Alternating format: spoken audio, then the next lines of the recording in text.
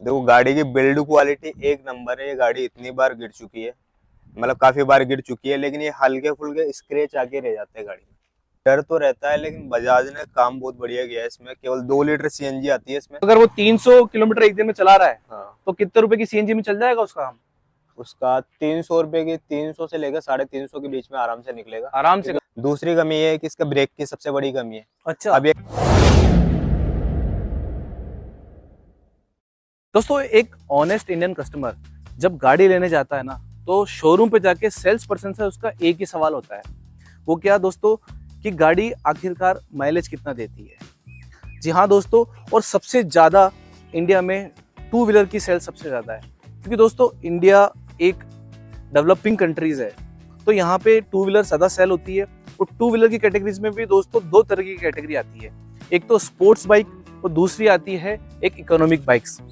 Economic bikes के अंदर दोस्तों स्प्लेंडर, प्लेटिना, होंडा शाइन का इंडिया में स्पेशली राज है। पर दोस्तों इन सब के बीच में बजाज ने एक बाइक लॉन्च करी थी जो कि वर्ल्ड की नंबर 1 सीएनजी बाइक थी, फ्रीडम बाइक।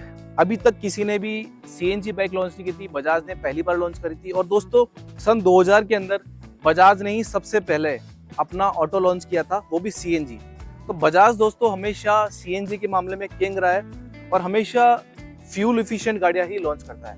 हेलो दोस्तों, मैं हूं आपका होस्ट और आपका दोस्त हिमांशु, लेकर आया हूं एक कमाल की वीडियो।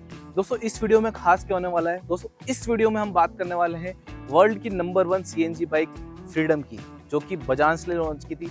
इस वीडियो में दोस्तों खास क्या है, इस वीडियो में मैं दोस्तों आपको इस गाड़ी के बारे में तो बताऊंगा ही, साथ में इसके एक एक फंक्शंस के बारे में भी बताऊंगा। साथ साथ में इसका मैं आपसे ऑनर एक्सपीरियंस भी शेयर करूंगा। जो इस गाड़ी को रेगुलर चला रहे हैं, जो इस गाड़ी को ऑन कर रहे हैं, उनका क्या एक्सपीरियंस है। और दोस्तों जो इस गाड़ी को ऑन कर रहे हैं उनकी अच्छी खासी रनिंग है, तो उनसे बेटर इस गाड़ी के बारे में कोई बता नहीं पाएगा। दोस्तों वीडियो को शुरू करने से पहले दोस्तों मैं आपको बता दूं, दोस्तों हम इस वीडियो को बनाने के लिए काफ़ी मेहनत करते हैं। दोस्तों प्लीज़ हमारे चैनल को सब्सक्राइब कर लीजिए, जिसकी वजह से दोस्तों आपके पास ऐसी और अच्छी वीडियोस आती रहेगी। तो दोस्तों सबसे पहले मैं आपको इस गाड़ी के बारे में थोड़ा इन्फॉर्मेशन दे देता हूँ। दोस्तों ये जो बजाज सीएनजी की बाइक आती है, ये 3 वेरिएंट्स में आती है। जो बेस मॉडल आता है ड्रम के नाम से आता है, मिड आता है ड्रम एलईडी के नाम से आता है, और जो टॉप मॉडल आता है वो डिस्क एलईडी के नाम से आता है। तो मेनली ये जो तीनों मॉडल हैं वो डिवाइड इस बेसिस पे है कि जो इसके ब्रेक्स होते हैं और इसकी जो हेडलाइट होती है और इसका जो डिजिटल कंसोल है, इनके बेसिस पे डिवाइडेड है। हमारे पास जो अभी गाड़ी खड़ी है दोस्तों, ये है इसका टॉप मॉडल, यानी कि डिस्क एलईडी की जो डिजिटल कंसोल है ये डिजिटल है, और जो इसकी हेडलाइट है वो एलईडी है, और इसके अंदर डिस्क ब्रेक आता है। और इसका जो सबसे ज्यादा सेल होने वाला मॉडल है वो है इसका मिड वेरिएंट, यानी कि ड्रम एलईडी। उसमें ये डिस्क ब्रेक नहीं मिलेंगे, बस इतना ही डिफरेंस है ना। और इसकी जो प्राइस की बात करूं दोस्तों, एक शोरूम के हिसाब से 90,000 से रुपए से लेके आपको 1 लाख तक की इसके एक शोरूम की प्राइस मिलेगी। इसमें 3 मॉडल हैं। इस गाड़ी में दोस्तों 2 किलो तो सीएनजी आ जाती है, 2 लीटर पेट्रोल आ जाता है। ओवरऑल कंपनी क्लेम करती है इस गाड़ी का कि 330 किलोमीटर चलेगी, है ना। यानी कि कंपनी क्लेम कर रही है 91 किलोमीटर के आसपास का रेंज क्लेम करती है, और पेट्रोल के अंदर 64 के आसपास इसका कंपनी क्लेम करती है। रियल क्या है वो अभी हम आपको ऑनरशिप एक्सपीरियंस में बताएंगे, वो रियल बताएंगे कि आखिरकार ये गाड़ी कितना माइलेज आपको दे देती है। बेस मॉडल के अंदर दोस्तों टायर अगर थोड़ा सा छोटा जाता है, और टॉप मॉडल में इसकी टायर की थोड़ी चौड़ाई बढ़ जाती है। इस जगह पे दोस्तों इसकी सीएनजी रखी हुई है, और इस पूरी गाड़ी का जो वेट है ना दोस्तों 150 किलो के आसपास है। आप देखते होंगे स्प्लेंडर वगैरह का जो वेट आता है वो लगभग 112-100 के बीच में आता है। जो इसके सस्पेंशन है वो टेलीस्कोपिक है, और ये जो पीछे वाला जो इसका सस्पेंशन आता है ये मोनोशॉक है, तो काफी अच्छा है। पूरी गाड़ी का इस पे लोड लेता है। इस तरह की बाइकों में कहीं मैंने शायद मोनोशॉक देखा नहीं है, तो ये सबसे अच्छी बात है इस गाड़ी के अंदर। बाकी सब नॉर्मल चीजें हैं। बाकी हम दोस्तों ऑनर से जानेंगे इस गाड़ी के बारे में कि उनका ओवरऑल एक्सपीरियंस क्या है। तो दोस्तों हमारे साथ है कुणाल, जो कि इस गाड़ी के ऑनर है। इनसे हम जानेंगे इस गाड़ी के बारे में कि ओवरऑल इनका क्या एक्सपीरियंस रहा है। वेलकम कुणाल, हमारे चैनल का आपका स्वागत है। तो कुणाल हमको ये बताइए कि आपने इस गाड़ी को कब खरीदा था और कितने में खरीदा था, आपका अभी तक ओवरऑल एक्सपीरियंस के साथ क्या रहा है। इस गाड़ी को मैंने 5 से 6 महीने पहले इसको परचेज किया था मैंने। उसके बाद में मैंने इसको कम से कम भी 25,500 किलोमीटर के समथिंग में चला चुका हूँ इस गाड़ी को। अच्छा, आपने इसको 25,000 चला दिया है। हाँ, 25,500 किलोमीटर के समथिंग मैंने 6 महीने के अंदर इसे चला दिया। दोस्तों आप देख सकते हैं यहाँ पे कंसोल के अंदर कि ये गाड़ी 25,600 किलोमीटर चल चुकी है। तो इनसे बेटर आपको कोई आइडिया नहीं दे सकता, क्योंकि इन्होंने इसको रेगुलर चलाया है ना, अच्छी खासी इनकी रनिंग है।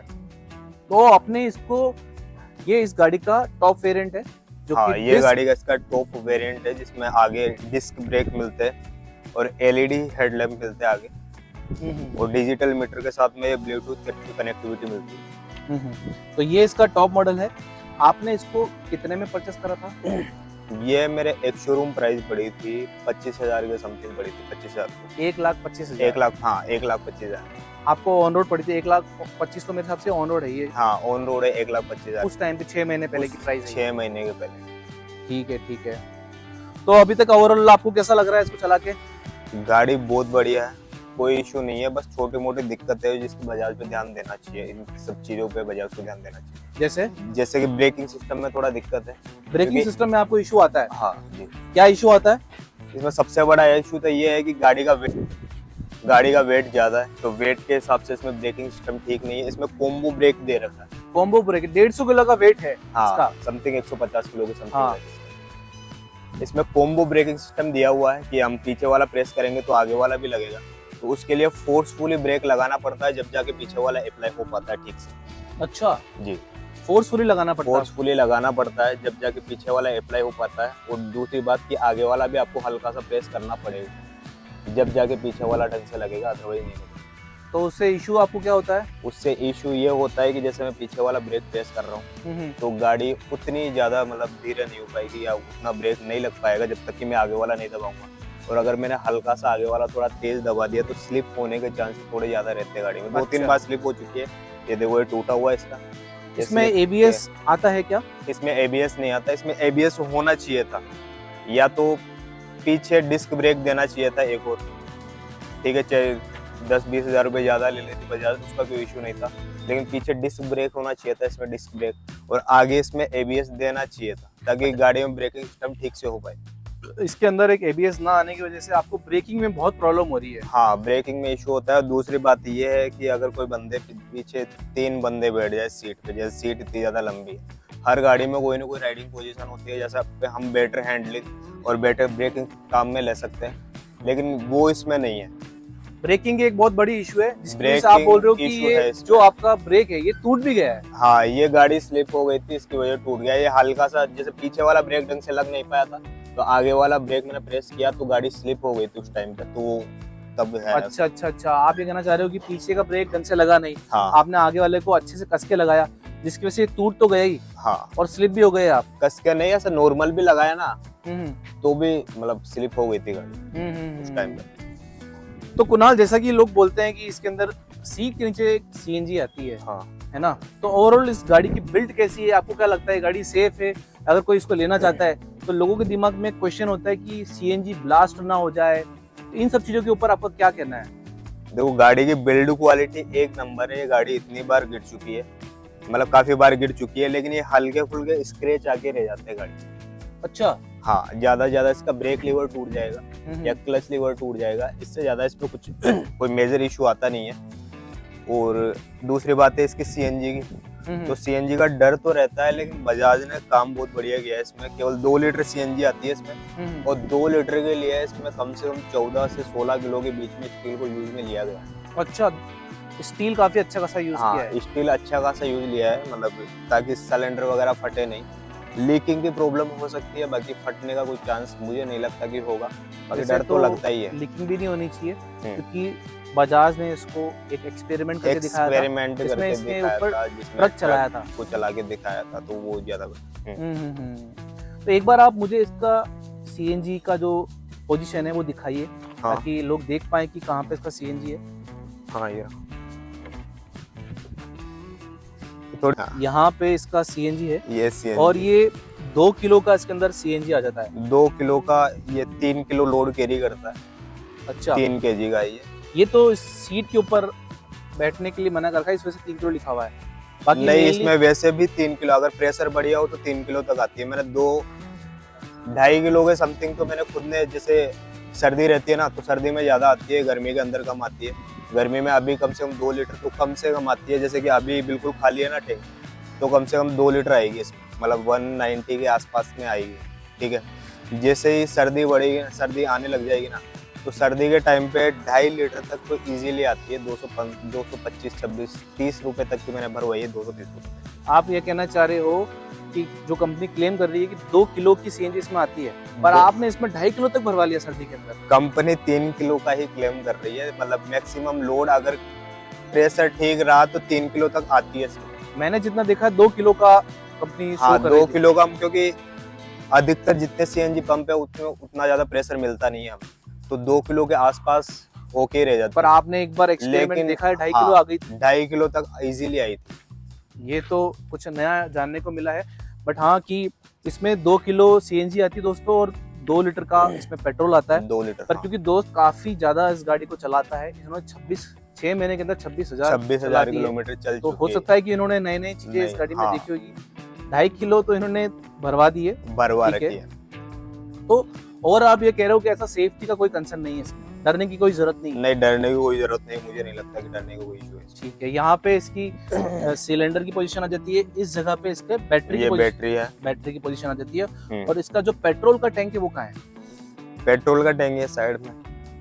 अच्छा, दोनों साइड में है। एक बार मुझे ये खोल के दिखाइए कैसे सीएनजी और कैसे पेट्रोल आप इसमें भरवाते हैं। ये पेट्रोल का है, इसके अंदर ये जैसे सीएनजी, ये सीएनजी का, ठीक है। और अच्छा। ये वाला जो है दूसरा पेट्रोल का, ये है पेट्रोल का। जैसे कि मैंने देखा था कि इसमें अगर किसी को पेट्रोल भराना है तो लेफ्ट साइड से उसको भराना पड़ता है। हाँ, ये इसमें एक इसमें ये भी है कि जैसे नोजल को है ना ऐसे ऊपर करके भरना पड़ता है, नहीं तो ओवरफ्लो मतलब बाहर निकलने लग जाते हैं। अच्छा, मतलब तो ये अगर आपको इसमें भराना है पेट्रोल तो लेफ्ट साइड आना पड़ेगा। मे बी कंपनी ने ये सेफ्टी के अकॉर्डिंग सोच के करा होगा। हाँ, दोस्तों एक और इंटरेस्टिंग चीज मैं आपको बता देता हूँ कि यहाँ पे आप देख सकते हैं इस सीएनजी फिटमेंट की कंपनी ने एक लाइफ क्लेम करी है। ये जो दोस्तों इसके अंदर सीएनजी का फिटमेंट है ना, इसका कंपनी ने ये बोल रखा है कि इसकी एक प्रॉपर लाइफ है 2 से 3 साल की, जो भी है। जैसे इसमें लिखा हुआ इंस्टॉलेशन डेट 27/9/2024, बट इसके बाद 2 या 3 साल बाद आपको इसको कंपनी में जाके टेस्ट कराना पड़ेगा। और अगर उसमें कोई इशू निकलता है ना तो दोस्तों वो आपको खुद के खर्चे पे कराना पड़ेगा, कंपनी नहीं करेगी। तो एक लाइफ है इसकी कि इस पर्टिकुलर लाइफ में यहाँ पे मेंशन नहीं है, 2 से 3 साल का उसका लाइफ है। उसके बाद आपको कंपनी में ले जाकर उसको चेक कराना पड़ेगा कि कहीं लीकेज वगैरह तो कुछ नहीं है। तो कुणाल, मेरे को एक बार आप ये बताइए इसकी जो डिजिटल कंट्रोल्स हैं जो भी है, क्या आप सीएनजी कैसे स्विच करते हैं, एक बार बताइए।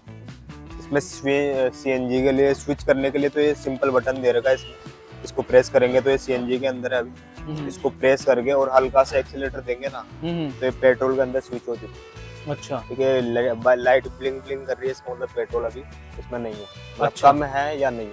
ठीक ठीक है। है, पेट्रोल के लिए इसमें कोई डंडे वगैरह नहीं दिखाते जैसे हम्म। सीएनजी के अंदर दिखाते हैं, तो हम्म। वैसे पेट्रोल के अंदर नहीं दिखाते। सीएनजी के लिए अंदर ये जो दिखा रहे हैं ना, ये सीएनजी के अंदर दिखाते हैं। ठीक है, अभी इसमें सीएनजी लो है, मतलब रिफिल करवाने की जरूरत है, जो अभी मैं जाके करवा लूँ।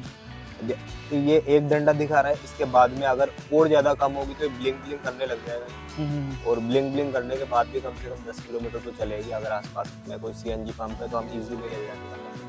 अच्छा, जब बिल्कुल लो हो जाता है हाँ, तभी तो 10-15 किलोमीटर चल जाती है आराम से ये ब्लिंक ब्लिंक करने, अभी जैसे नहीं कर रहा ना, तो जैसे ये इसमें और कम हो जाएगी तो ब्लिंक ब्लिंक करने लगेगा, जब करने लगेगा। अच्छा, ठीक है, तो उसके बाद भी कम से कम 10 किलोमीटर चलेगी। साइड स्टैंड का भी शो करता है, साइड स्टैंड का शो करता है अभी लग। और ये जो बटन है यहाँ पे ये बटन ब्लूटूथ कनेक्टिविटी के लिए दे रखा है। जैसे कि गाड़ी में ब्लूटूथ कनेक्टिविटी है, जैसे मान लो कि आपने किसी का कॉल वगैरह आ गया, गाड़ी चल रही है, कॉल आ गया, आपने कान पे लगा रखी, ठीक है, तो इससे डायरेक्टली हम कॉल उठा सकते हैं। आपके अकॉर्डिंग ये प्रैक्टिकली यूजफुल है क्या? नहीं, मुझे नहीं लगा कि ये कोई प्रैक्टिकली यूजफुल है, क्योंकि कोई काम में नहीं आया नहीं, आपके? आज तक कभी काम में नहीं आया। लेकिन हाँ, क्यों यूजफुल नहीं? क्योंकि आप इसको काम में लेते नहीं है, इसको काम में आता ही नहीं है। परेशानी हुई थी? हाँ, वो इशू नहीं। ठीक है, ठीक है।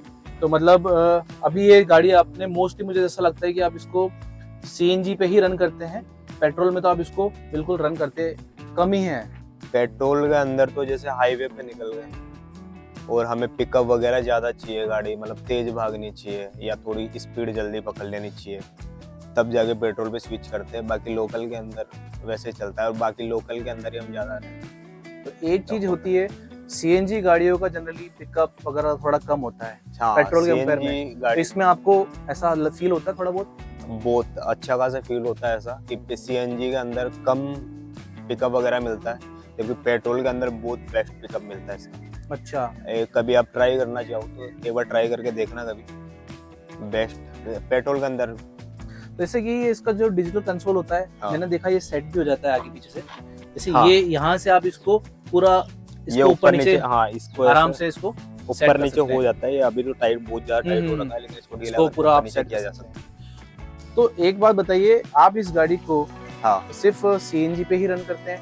क्या इसके अंदर पेट्रोल हमेशा रखना जरूरी है, या फिर आप सिर्फ सीएनजी पे भी इसको चला कर सकते हैं, 2 किलो पे भी? देखो, पेट्रोल रखना जरूरी ऐसा तो नहीं है कि अगर आप पेट्रोल नहीं रखोगे तो गाड़ी रन नहीं करेगी। अच्छा गाड़ी चलेगी, अच्छा, ठीक है, लेकिन कभी कभार क्या होता है कि जैसे गाड़ी चलती रहती है ना, तो मतलब पेट्रोल पे स्विच होने की आई थिंक जरूरत पड़ती है। ये मुझे नहीं पता क्यों पड़ती है, लेकिन पड़ती है। ऐसा ऑटोमेटिक होता है कि पेट्रोल के अंदर स्विच होती है गाड़ी, लेकिन अगर आप पेट्रोल नहीं रखोगे तो नहीं होगी, वो कंटिन्यूसली चलती रहेगी। और अगर पेट्रोल रखोगे तो वो स्विच होके 2-3 किलोमीटर चल गए और उसके बाद में वापस से वो सीएनजी के अंदर स्विच कर जाएगी। ये स्टार्ट सीएनजी पे होती है, पेट्रोल पे होती है? जिस पे करना चाहो उस पे हो जाएगी, स्टार्ट हो जाएगी, कोई हाँ, इशू नहीं। कोई इशू नहीं है। तो आप ये कहना चाह रहे हो कि आप इसको कई बार सिर्फ सीएनजी पे भी रन करते हैं बिना पेट्रोल के? बिना पेट्रोल के अभी सीएनजी पे ही रन हो रही है, बिना पेट्रोल के। मतलब अच्छा। कम है इसमें पेट्रोल, तो कंटिन्यूसली सीएनजी पे ही रन हो रही है। पेट्रोल तो एक तरह से ऑप्शन होगा कि कहीं आप रिमोट लोकेशन पे जा रहे हैं, वहाँ पे हाँ, सीएनजी वहाँ नहीं पे है। अगर पेट्रोल नहीं मिला, आपको सीएनजी नहीं मिली आपको, तो आप पेट्रोल के अंदर आराम से वो कर सकते हो, उसको रन कर सकते हो। तो आपको ऐसा नहीं लगता कि यार कुछ लोग ऐसे होते हैं,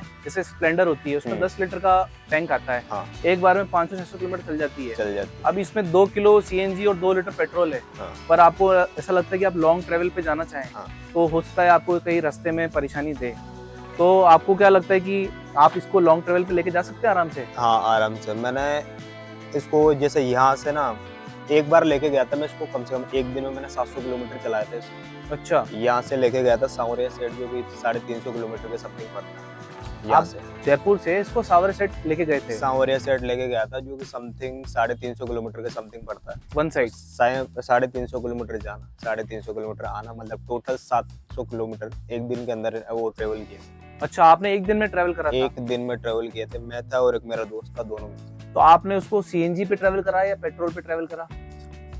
उस टाइम पे तो दोनों को, मतलब ज्यादा सीएनजी पे ही चली थी गाड़ी।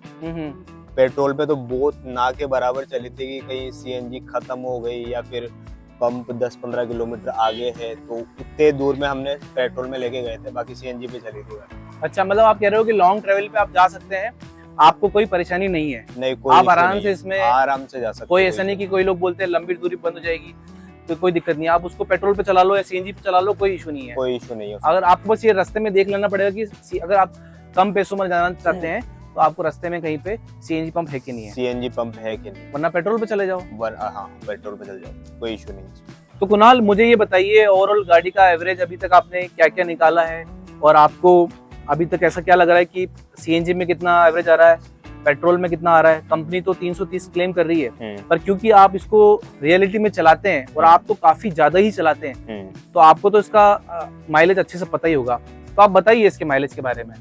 देखो, ये सीएनजी के अंदर जैसे 1 लीटर सीएनजी डलवाते हैं ना इसमें, तो 1 लीटर सीएनजी में जैसे आराम से चलेगी 100 किलोमीटर। 1 किलो सीएनजी में? हाँ, हाईवे पे 100 किलोमीटर आराम से चलेगी। अगर आप सिटी वगैरह में चलाते हो तो भी 85-90 किलोमीटर के आराम से चलेगी। आपने निकाला इतना? हाँ, इजीली मैंने निकाला, इतना निकाला, सिटी के अंदर इतना निकाला हुआ। सिटी में आप बोल रहे हैं कि 80 से 85 के बीच में? 85 से 90। हाँ, 85 से 90। हाँ, और उतना हाईवे निकाला। आप क्लेम कर रहे हैं 100 आपने निकाला हुआ है? 100 प्लस निकाला है मैंने। अच्छा, हाँ। और पेट्रोल का आपने देखा कभी इसका माइलेज क्या आ रहा था? पेट्रोल का तो वैसे तो कभी चेक नहीं किया, लेकिन फिर भी 2 लीटर पेट्रोल में आराम से 100 किलोमीटर चलती है। मतलब 50 का मान लेते हैं, 50 का एवरेज मान के ना? तो सिटी राइडर के लिए मान लेते हैं कि अगर वो 50 का पेट्रोल में दे रही है, हाँ, और 80 का अगर वो उसमें दे रही है, 85 का अपन उसमें दे रही है सीएनजी में, हाँ, तो 160 170 तो आप सीएनजी भी मान लीजिए और 100 किलोमीटर उसमें मान लीजिए, उसमें तो ये मान लीजिए आप 285 किलोमीटर एक्चुअल इसकी आपने निकाली है 285 किलोमीटर आ रहा है ना, और हाईवे पे आप 300 तक मान लीजिए, आराम से 300 से प्लस मान लीजिए आप। 300 से प्लस मान लीजिए। तो क्योंकि हम राजस्थान में इस वीडियो को शूट कर रहे हैं, यहाँ पे सीएनजी की प्राइस 89 के आसपास है, 89.41 के समथिंग है ना, और दिल्ली में ये 75 के आसपास है। हाँ। तो आप अगर राजस्थान के हिसाब से बात करें तो आप इसकी पर किलोमीटर जो फ्यूल इफिशियंसी निकाल रहे हैं माइलेज का, रनिंग कॉस्ट की बात की जाए तो आपको 1 रुपए रनिंग कॉस्ट पड़ जाती है इसकी। हाँ, 1 रुपए रनिंग कॉस्ट पड़ जाती है। दिल्ली वाला इंसान इससे कम में भी निकाल सकता रनिंग कॉस्ट इसकी। हाँ, दिल्ली वाला कम में भी निकाल सकता है। तो स्प्लेंडर वाला मेरे को लगता है कि 2-2.5 रुपए तक जाता होगा। हाँ, 2 रुपए के समथिंग जाता है वो, सिटी के अंदर 2 रुपए के समथिंग जाता है। अच्छा, तो आप यहाँ से जयपुर से सावरिया सेट गए थे, हाँ। आपने अप्रोक्स 700 किलोमीटर बाइक चलाई थी, 700 किलोमीटर। मोस्टली आपने सीएनजी पे रन करी थी। सीएनजी अधिकतर सीएनजी पे ही चली, तो वो तो बहुत बाई चांस ऐसा था हाँ, कि हमने पेट्रोल पे चलाया था, बाकी सीएनजी पे चली थी। तो आपकी कितने किलो की सीएनजी पे काम हो गया था? आपने कितने रुपए की सीएनजी आपने भराई थी, आपका काम हो गया था? देखो, जैसे मैं वहाँ पे सांवरिया सेट गया था, तो वो पंप का प्रेशर एक जैसा नहीं होता सभी पे, तो कहीं पे 150 रुपए की भरी थी, कहीं पे 200 रुपए की भरी थी, तो इस टाइप पे चला था। 700 रुपए की सीएनजी में हमारा काम हो गया। अरे वाह, मतलब आप ये कहना चाह रहे हो कि 700 रुपए में आप सावरिया सेट जयपुर से जाके आ गए 700 किलोमीटर। आप ये कहना चाह रहे हो कि रनिंग कॉस्ट आपने 1 रुपए निकाली थी आराम हाँ, से। 1 रुपए निकाली थी मैंने।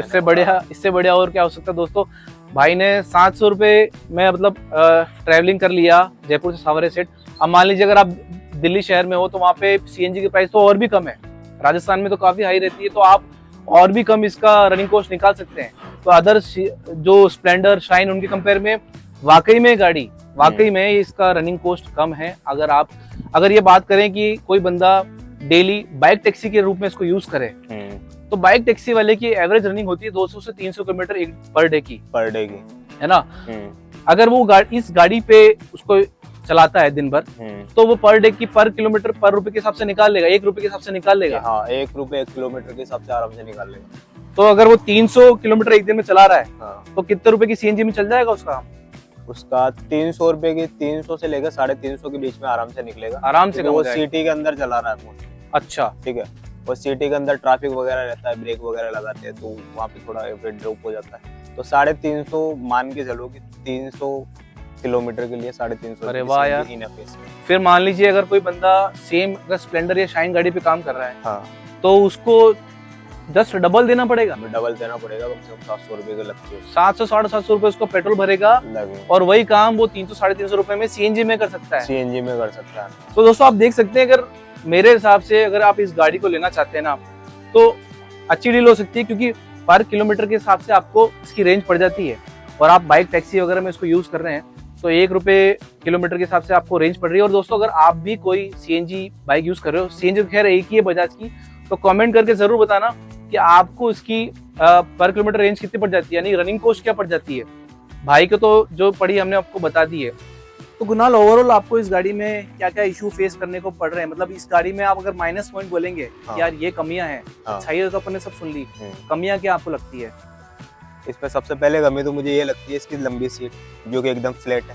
इसमें दिक्कत क्या है आपको? उसमें दिक्कत ये है कि जैसे मैं बैठ के चलाऊंगा और पीछे 2 बंदे और बैठ गए, गलती से मैंने हार्ड ब्रेकिंग करनी पड़ गई, तो वो सभी आ जाएंगे सीट पे और मैं पहुंच जाऊंगा टंकी पे। अच्छा, ये आसानी से ले जाते हो आप? हाँ, आराम से खिसक के निकल जाता हूँ आगे। अच्छा, और एक और है कि जैसे कोई भी गाड़ी होती है, जैसे HF डिलक्स, कोई भी पल्सर मान लो, कोई भी गाड़ी होगी ना, तो उस पे ना जैसे टंकी का एक वो रहता है क्राइटेरिया, मतलब इतनी बड़ी टंकी होनी चाहिए और उसके बाद में कोई बंदा बैठे, तो उसमें एक राइडिंग पोजीशन होती है कि हाँ बंदा यहाँ से बैठ गए और बाद में हैंडलिंग या ब्रेकिंग करेगा ना तो ठीक से होगी वो सब चीज़ें, ठीक है। लेकिन इसमें ऐसा कुछ भी नहीं है, तो उसमें जो राइडिंग पोजीशन की कमी है ना, वो तो है ही इसमें। अच्छा, हाँ, वो उसमें एक थोड़ा और इसको बेटर, आई थिंक इस सीट को छोटी करके थोड़ा और इसको कुछ ऐसा किया जाता ना, ताकि एक राइडिंग पोजीशन बन जाए बंदे की कि बैठ के वो ठीक से हैंडलिंग कर पाए, ठीक से कुछ कर पाए। अगर जैसे मैं आगे आ जाऊंगा ना, तो हैंडल के ऊपर ज्यादा हाथों पे प्रेशर पड़ेगा, तो नहीं तो मैं हैंडलिंग कर पाऊंगा, नहीं ब्रेकिंग कर पाऊंगा। ठीक है। तो जैसे मैं पीछे बैठ के करता हूँ ना, ये और सब कोई चीजें, कमी? तो बेटर दूसरी कमी ये है कि इसका ब्रेक की सबसे बड़ी कमी है। अच्छा अब ये गाड़ी का वेट है समथिंग 150 kg के समथिंग, अच्छा तो इसमें इसको रोकने के लिए एबीएस देना चाहिए था, अच्छा। क्योंकि ये जल्दी से रुकती नहीं है गाड़ी। या फिर पीछे के जो ब्रेक है, हम्म। पीछे ड्रम ब्रेक नहीं देके इसमें हम्म। डिस्क ब्रेक देना चाहिए था पीछे। अच्छा चाहे 5-10 हजार रुपये और ज्यादा लग जाते, उसमें कोई इशू नहीं है, लेकिन पीछे जो है डिस्क ब्रेक देना चाहिए था, क्योंकि केवल पीछे वाले ब्रेक से अगर हम गाड़ी रोकना चाहे तो वो जल्दी रुकेगी नहीं। और दूसरी बात, इसमें ये कॉम्बो ब्रेकिंग सिस्टम दे रखा है, ठीक है। तो हम ये पीछे क्या वाला होता है? कॉम्बो ब्रेकिंग दोनों एक साथ लगते हैं ये? दोनों, जब तक हम पीछे वाला दबाएंगे ना हम्म। तो आगे वाला और पीछे वाला दोनों काम करेगा। अच्छा लेकिन इसमें दिक्कत ये है कि जब हम पीछे वाला दबाते हैं ना, तो ना ही तो आगे वाला ढंग से काम करता है, ना ही पीछे वाला ढंग से काम करता है। हमें फोर्सफुली दबाएंगे ना, जब जाके ठीक ठाक ब्रेकिंग होगी इसमें, या इसका कॉम्बो हटा के फिर हम काम करेंगे ना, तो पीछे वाला ढंग से लग जाएगा, अदरवाइज नहीं लगेगा। तो ओवरऑल ये है कि आपकी काफी ज्यादा रनिंग है इसके अंदर, हाँ। और आप इसका टॉप मॉडल यूज कर रहे हैं, पर आप ये कहना चाह रहे हो कि इसमें डिस्क ब्रेक तो है पर एबीएस नहीं है, और दोनों कॉम्बो ढंग से वर्क नहीं करते, इसकी वजह से आपको कई परेशानियां हाँ, आनी इसमें चाहिए। कॉम्बो की जगह कॉम्बो नहीं देके पीछे डिस्क ब्रेक दे दिया जाता है तो आई थिंक बहुत बेटर होता है ये, बहुत बेटर होता है। लेकिन बजाज की गाड़ियों में ये ब्रेकिंग सिस्टम का तो इशू आता है। जैसे आपने NS 400 के बारे में भी वीडियोस देखे होंगे, तो उसमें भी काफी सारी दिक्कतें आ रही है ब्रेकिंग सिस्टम को लेके, क्योंकि उसका पावर अच्छा खासा पावर है, 400 सीसी की बाइक है, ठीक है, उसका पावर अच्छा खासा है, लेकिन ब्रेकिंग सिस्टम ठीक नहीं है उसका। तो वही इशू इसमें है कि इसका भी ब्रेकिंग सिस्टम ठीक नहीं है। एक तो गाड़ी इतनी ज्यादा भारी है कि अगर हम आगे वाला ब्रेक लॉक हो गया तो उसको कंट्रोल करना ही मुश्किल है फिर। तो कुणाल, हमने काफी कुछ जान लिया इस गाड़ी के बारे में, प्रोज और कॉन्स। अब हम बात करेंगे यार, हमारे चैनल पे कई हमारे सब्सक्राइबर हैं जो वीडियो को देख रहे होंगे, अगर वो इस बाइक को लेना चाहेंगे, एक अच्छी खासी की फ्यूल रनिंग कॉस्ट बचाने के लिए, स्टूडेंट हो सकते हैं, कोई बाइक टैक्सी वाला हो सकता है, या कोई गांव में कहीं रह रहा हो, उसको बहुत लंबी गाड़ी चलानी रहती है उसमें, तो उसके लिए आप क्या इस गाड़ी को रिकमेंड करेंगे? लेने के लिए बोलेंगे या फिर मना करेंगे? देखो, ये गाड़ी जैसे कि आपने बताया गाँव के बंदों के लिए, तो उसके लिए तो मेरे हिसाब से ठीक नहीं रहेगी, क्योंकि गाँव में CNG वगैरह की दिक्कत आती है, जल्दी CNG पंप वगैरह मिलता नहीं है। मेरा तो क्या है, घर के बाहर ही CNG, मतलब जैसे घर के गली के बाहर निकलूंगा ना तो तुरंत वहीं पे CNG पंप है, तो मुझे तो इतना इशू आता नहीं है। लेकिन गाँव में CNG की अवेलेबिलिटी अभी भी नहीं है। स्टूडेंट्स और जो शहरों में बाइक टैक्सी पे काम करते हैं उनके लिए सबसे बेस्ट ऑप्शन है। एक तो इसका माइलेज अच्छा खासा है, ठीक है, तो ये उसके लिए। और दूसरी बात ये, इसका इंजन 125 सीसी का, 125 सीसी का इंजन, 125 सीसी का, जो कि अदर बाइक्स की कंपैरिजन में ठीक ठाक है, मतलब अच्छा। Powerful engine. जैसे हम स्प्लेंडर लेंगे, स्प्लेंडर की जगह या फिर कोई प्लेटिना वगैरह लेंगे तो उससे बेस्ट है ये। 125 सीसी का इसमें इंजन आता है। दूसरी बात, उस इंजन के साथ में माइलेज तो वो भी अच्छी खासी है। अच्छा, तो ये कॉमर्शियल पर्पज के लिए एकदम बेस्ट व्हीकल है। अगर कोई बंदा बाइक टैक्सी में यूज में लेना चाहे, या फिर और कोई जैसे जोमेटो, जेप्टो या ब्लिंकिट के अंदर काम में लेना चाहे ना, तो उसके लिए बेस्ट है। एवरेज बढ़िया है इस गाड़ी का, कोई दिक्कत। तो आप ये कहना चाह रहे हो कि जिसके पास CNG का पंप है आसपास, हाँ, उनके लिए आप अपने लेवल पर राय दे रहे हो कि लेनी चाहिए, क्योंकि आपने ओवरऑल इससे अच्छा खासा रनिंग कॉस्ट निकाला है। हाँ, उसके लिए बेस्ट है। जिसके पास आसपास में 8-10-5-6 किलोमीटर के एरिया में भी है ना, तो उसके लिए बेस्ट है कि वो CNG पंप, मतलब जिसके आसपास में CNG पंप है, उसके लिए बेस्ट है कि वो एक गाड़ी ले। या फिर ऐसा कोई बंदा हो जो सिटी के अंदर आता जाता हो और सिटी के अंदर हो, तो उसके लिए भी बेस्ट है। तो कुणाल, ओवरऑल आपको एक ब्रेकिंग का इसके अंदर प्रॉब्लम लगा, हाँ, ठीक है। ब्रेकिंग का उसके अलावा ओवरऑल आप गाड़ी को बहुत अच्छी लगी। आपने जस्ट हाफ इसकी रनिंग कॉस्ट निकाली है। हाँ, जहाँ पे लोग 700-800 रुपए दे रहे हैं, हाँ, 700 किलोमीटर के रनिंग के लिए, वहाँ आप जस्ट हाफ निकाल रहे हो। तो ओवरऑल आप ये राय देते हो कि ब्रेकिंग की थोड़ी बहुत इशू है, बाकी ओवरऑल आप राय देते हो कि लेना चाहिए? इसमें मेजर इशू बस ब्रेकिंग का ये है। बाकी बजाज ने बहुत शानदार गाड़ी बनाई है, मेरे हिसाब से वो इससे बेस्ट नहीं हो सकता। तो लेना चाहिए, लोगों को लेना चाहिए। लेकिन अगर कोई बंदा जैसे किसी को परफॉर्मेंस ज्यादा चाहिए ना, तो उसके लिए ये नहीं है। फिर तो जिनको माइलेज के हिसाब से गाड़ी लेनी है, उनके लिए इससे बेस्ट कोई चीज ही नहीं है। ये बेस्ट है, ठीक है। हाँ। तो ओके कुणाल, आपसे बात करके हमको बहुत अच्छा लगा। नाइस, आप हमारे चैनल पे आए। दोस्तों, यही फायदा होता है कस्टमर का, एक सब्सक्राइबर का, या फिर एक गाड़ी के ओनर का ऑनेस्ट रिव्यू जानने का, कि एक्चुअल में वो गाड़ी में क्या प्रॉब्लम फेस कर रहे हैं। उससे पता चलता है कि एक्चुअल में गाड़ी का कंपनी क्या माइलेज बोल रही है और एक्चुअल में उसका ओनर क्या निकाल रहा है। तो इस तरह से आपको एक बहुत अच्छा आइडिया लग चुका होगा कि ये गाड़ी आपको लेनी चाहिए या नहीं लेनी चाहिए। तो दोस्तों आपको वीडियो कैसी लगी आप कमेंट करके जरूर बताएं, और आपके पास भी अगर ये सीएनजी की बाइक है तो आप कैसा माइलेज निकाल पा रहे हैं, आपका ओवरऑल एक्सपीरियंस कैसा है, आप कमेंट करके जरूर बताएं। और दोस्तों आप भी अपनी किसी कार का अपना एक्सपीरियंस शेयर करना चाहते हैं, या आपके साथ कोई गाड़ी के साथ बुरा एक्सपीरियंस रहा हो, आप शेयर करना चाहते हैं, तो दोस्तों आप हमें मेल करके बताएं। हमारे इन्फो में आपको हमारी मेल आईडी मिल जाएगी। स्पेशली जयपुर राजस्थान में या फिर एनसीआर में आप कहीं पे भी किसी गाड़ी का एक्सपीरियंस आप हमसे शेयर करना चाहते हैं तो आप हमसे मेल पर अप्रोच कीजिए, हम आपसे वापस कांटेक्ट जरूर करेंगे। तब तक के लिए दोस्तों हम वीडियो को यही खत्म करते हैं, मिलते हैं किसी नई वीडियो में। जय हिंद, जय भारत।